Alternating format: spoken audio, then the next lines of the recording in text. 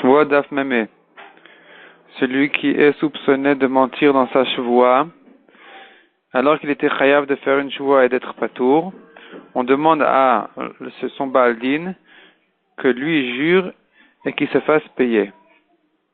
Si les deux sont chashudim à la shvoua, ils risquent de mentir. Quel est le din? D'après Rabbi Meir dit la shvoua revient à sa place. On verra dans la Gemara ce que ça veut dire. Soit ça veut dire que le bedin se retire et ne les juge pas, soit ça veut dire que celui qui devait minatora jurer être patour, il doit payer. D'après Rabbi aussi, ils se partagent yachloku.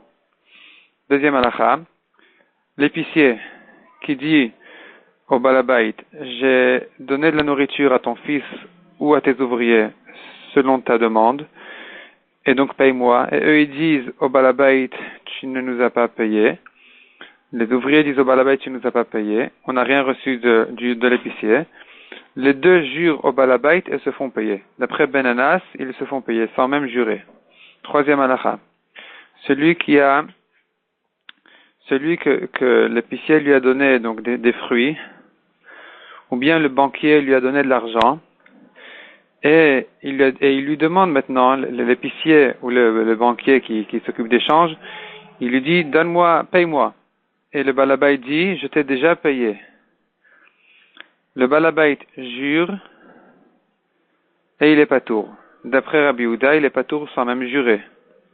Par contre, dans le cas inverse, où le balabait a déjà donné sa pièce, il a déjà payé, et maintenant il vient réclamer les fruits ou l'argent au change, et l'autre il lui dit, mais je t'ai déjà donné les fruits ou l'argent, dans ce cas-là, c'est à l'épicier ou au change de jurer et d'être patour.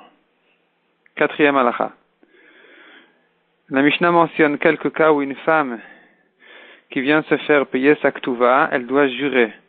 Malgré qu'elle tient le shtar de la ktuva dans sa main, nous avons 5 cas où elle doit jurer. Premièrement, si elle s'est déjà fait rembourser une partie de sa ktuva. Deuxièmement, si elle dit qu'elle s'est rien fait rembourser, mais le aide vient dire qu'elle a été déjà remboursée totalement. Troisièmement, dans un cas où elle vient encaisser des terrains qui ont déjà été vendus. Quatrièmement, ou bien des terrains qui sont descendus en héritage au Yetomim. Cinquièmement, si le mari n'est pas là, il a divorcé et il s'est sauvé, il est parti, il n'est pas là. Le Beddin donne la Ktuva à la femme, mais elle doit quand même jurer qu'elle ne s'est pas fait rembourser encore. Cinquième halakha. Les Yetomim qui se font rembourser, qui encaissent une dette, doivent jurer que leur père ne leur a rien dit à propos de cette dette-là, comme quoi elle a déjà été remboursée, et qu'ils n'ont pas trouvé parmi ces shtarot un shovar qui dirait qu'il a déjà été remboursé.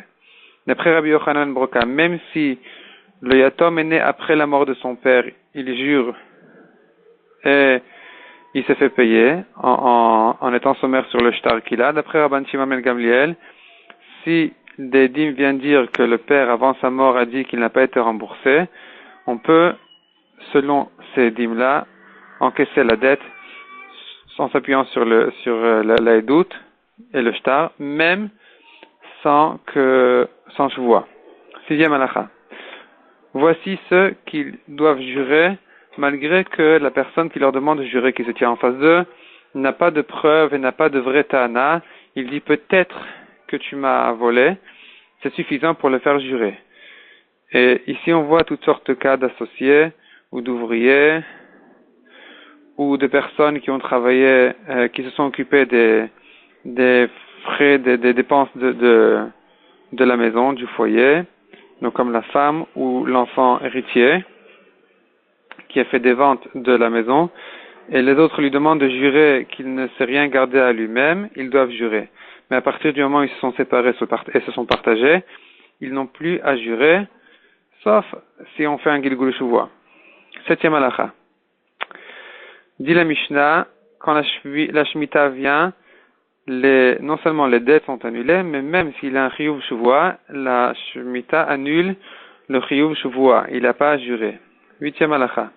Enfin, huitième sujet du daf. La Gemara demande pourquoi est-ce que l'ouvrier, c'est à lui de jurer et de se faire payer.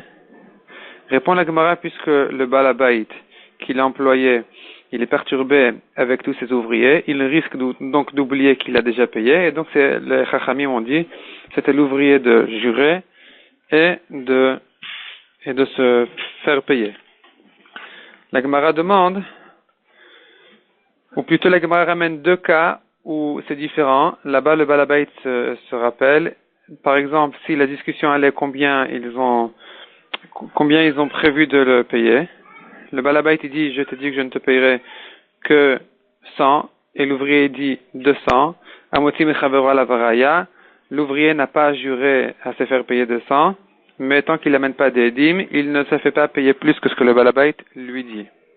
De même, si est arrivé déjà le lendemain du jour du travail, et l'ouvrier lui dit, tu ne m'as pas payé, le Balabait il lui dit, je t'ai payé, dans ce cas-là, le Balabait est patour, on ne dit pas à l'ouvrier de jurer de se faire payer.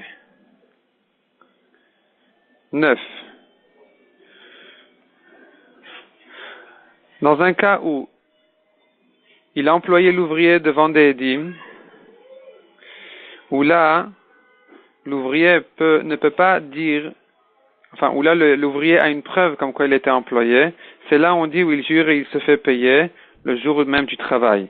Mais dans un cas où il a employé 100 édimes, le Balabait aurait pu dire donc à l'ouvrier, je ne te connais pas, je t'ai jamais employé. Et quand il vient et dit, je t'ai employé mais je t'ai payé, il a un migo qu'il aurait pu lui dire, je te connais pas. Il est néman de dire, je t'ai déjà payé. Dans ce cas-là, l'ouvrier ne peut pas jurer se faire payer. 10e halakha du daf. La Torah dit que les shomrim, celui qui doit garder un objet, dans le cas où il est patour, il doit jurer que l'objet a été volé, perdu, ou il y a eu un onès. Il jure et il est patour.